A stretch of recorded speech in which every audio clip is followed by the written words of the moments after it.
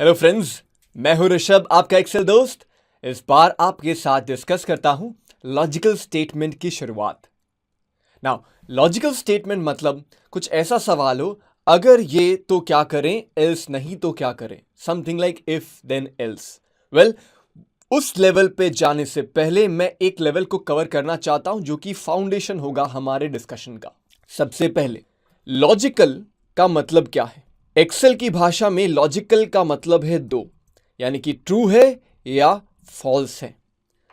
अब ट्रू जहां conditions meet हो जाते हैं उसके कहते हैं ट्रू, और जहां कंडीशंस मीट नहीं होते उसे कहते हैं फॉल्स। एक दूसरे कैलकुलेशन के हिसाब से ट्रू को एक्सेल 1 के नजर से देखता है और फॉल्स को 0। यानी कि अगर आपने ट्रू और फॉल्स को जोड़ना चाहा, यूपीआई और साला भांग नहीं पिया तो क्या खाक यूपीआई? नहीं, मैंने भांग नहीं खाया दोस्तों। अगर मैं ट्रू प्लस फॉल्स करता हूं तो मुझे आंसर भी ऐसा ही मिलता है 1, बिकॉज ट्रू का मतलब है 1, फॉल्स का मतलब है 0 एक्सेल की आंखों में। और अगर मैंने ट्रू लिखा वापस तो देखिए आंसर क्या निकलता है, ट्रू प्लस ट्रू मतलब 2। सो दो तीन चीज याद रखते हैं। लॉजिकल का मतलब क्या है? True false. ट्रू का दूसरा नाम है डिजिट 1, फॉल्स का दूसरा नाम है डिजिट 0। सो इसी बेसिस के साथ अगर मैं एक आपको सवाल पूछूं, कितने लोग हैं जिन्हें $50,000 से ज्यादा सैलरी मिलती है? यहां पे काफी सारे लोग हैं, तो मैं जानना चाहता हूं कितने ऐसे लोग हैं जो $50,000 सैलरी ज्यादा कमाते हैं। तो मैं एक छोटा सा फॉर्मूला कुछ इस तरह लिखता हूं, इक्वल टू इस ब्लैंक सेल में क्या ये नंबर, यानी कि इस फर्स्ट एम्प्लॉय की salary, is it more than, देखिए मैंने कुछ भी शब्द नहीं इस्तेमाल किए, इफ देन एल्स, सिर्फ ऑपरेटर यूज कर रहा हूं। क्या C6 ज्यादा है किससे? क्योंकि नंबर से कंपेयर कर रहा हूं इसलिए डबल कोटेशन की जरूरत नहीं है, मैं सीधा का सीधा 50,000 लिख देता हूं और मुझे आंसर में क्या मिलता है? फॉल्स। क्यों? बिकॉज ये $38,000 है। अगर ये $1,38,000 होता तो क्या मिलता मुझे? ट्रू। तो फ्रेंड्स, ये है एक बहुत ही बेसिक लेवल का लॉजिकल स्टेटमेंट जो आपको आंसर ट्रू या फॉल्स में देता है। और मैं एक स्टेप पीछे जाता हूं, ये बंदा बड़ा खुश हो जाएगा अगर अचानक से पता चला इसकी सैलरी $38,000 से $138,000 हो गई। इसको खुशी को थोड़ा सा ब्रेक लगाते हैं और आगे बढ़ते हैं। डबल क्लिक करके पता लगाता हूं कितने लोग हैं जो $50,000 से ज़्यादा कमा रहे हैं। आप देख रहे हो काफ़ी सारे ट्रू और काफ़ी सारे फॉल्स। सो मैं सिर्फ हेडिंग लिख देता हूं, मोर देन 50K। और अगर आप चाहें तो फिल्टर भी कर सकते हैं।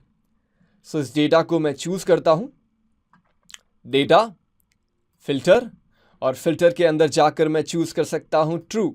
ओके, आप देखोगे ये सारे सेल्स वही हैं जिनमें $50,000 से ज्यादा की सैलरी है। मैं क्लियर करता हूं फिल्टर को। अब मेरे मन में एक दूसरा सवाल चल रहा है, कितने ऐसे लोग हैं जो R&D डिपार्टमेंट में काम नहीं करते? दोबारा, कितने ऐसे लोग हैं जो R&D डिपार्टमेंट में काम नहीं करते? तो उनके लिए क्या फॉर्मूला बनेगा? इक्वल टू, क्या उनके डिवीजन का नाम? नॉट इक्वल टू, हम इस तरह लिख रहे हैं और लिख रहे हैं R&D। अगर आपको इक्वल टू लिखना होता आप लिख सकते, उस केस में आपको यह पता लगता है कि कितने लोग R&D में काम कर रहे हैं, पर मुझे भी पता लगाना है कि कितने लोग R&D में काम नहीं कर रहे हैं। सो इसलिए मैंने नॉट इक्वल टू का साइन कुछ ऐसे दिया, enter. Yes, true, HFD is not equal to R&D, और क्योंकि ये टेक्स्ट वैल्यू था इसलिए मैंने डबल कोटेशन का इस्तेमाल किया।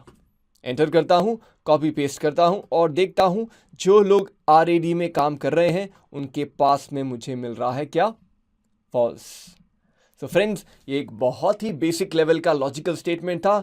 मैंने कोई भी स्पेशल फंक्शन यूज नहीं किया, सिर्फ ऑपरेटर यूज किया है, और इसको आप अलग अलग कॉम्बिनेशन से एक सवाल पूछ के टेस्ट कर सकते हो। जाने से पहले एक और टेस्ट करता हूं कि कितने ऐसे लोग हैं जिनको मिली है rating 5। Okay, so equal to, थोड़ा स्क्रीन को बड़ा कर देता हूं, दिखने में आसानी रहेगी। इक्वल टू इस रेटिंग को चूज करता हूं और इक्वल टू डिजिट 5। तो ये उनको ट्रू बताएगा जिनको मिला है रेटिंग 5। देखते हैं। ओ यस, सही जा रहे हैं हम। तो इससे प्रैक्टिस ज़रूर कीजिएगा। अगर ये आपको क्लियर होगा तो आपको इफ़, एंड, और ये सारे लॉजिकल फंक्शन बड़े आसानी से समझ में आएंगे। दोस्तों, अगर आपको हमारा वीडियो पसंद आया, लाइक करना ना भूलिएगा। एक बटन इधर और एक बटन इधर सब्सक्राइब के लिए क्लिक क्लिक